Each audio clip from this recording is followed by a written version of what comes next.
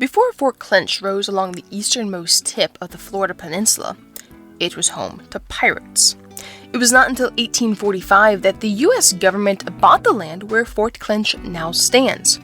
During this period, the U.S. was building many forts along the East Coast to defend it from foreign invaders, as it happened during the War of 1812. This particular spot was chosen not just because it was at the tip of Florida.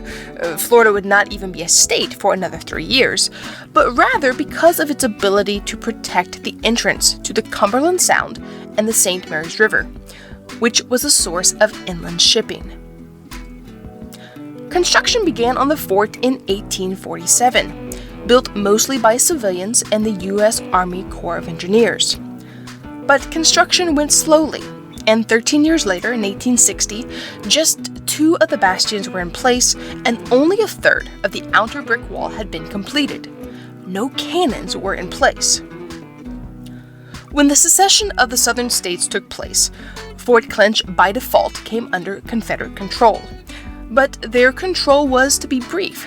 Roughly 1,524 militiamen and army troops were stationed at the fort until General Lee ordered the fort's evacuation on March 2, 1862. Additional work on the fort was undertaken by the 1st New York Volunteer Engineers, who moved into the fort. Their work included building the kitchen, mess hall, barrack rooms, magazines, and workshops. But the fort was still not complete, and it stood empty by 1869.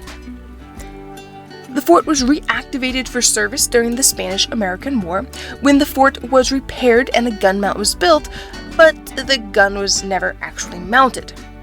The military again abandoned the fort, and it remained empty from 1899 until the Army sold the fort to private entities in 1926, when it was no longer considered strategically valuable.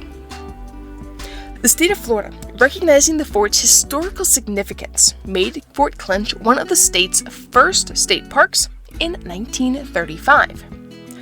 Under FDR's New Deal proclamation, the work of restoring the nation's parks, including repairing and removing sand from Fort Clinch, began. During World War II, Fort Clinch performed its final military mission as a joint operations center for surveillance and communications. It was returned to the state following the war, and the grounds were open to the public. Although Fort Clinch was never completed or experienced direct combat, the fort does hold the distinction of serving as a military post during 3 U.S. engagements. Today it stands as a symbol of our history, and it is a reminder of the sacrifices and dedication of the soldiers who protected the United States.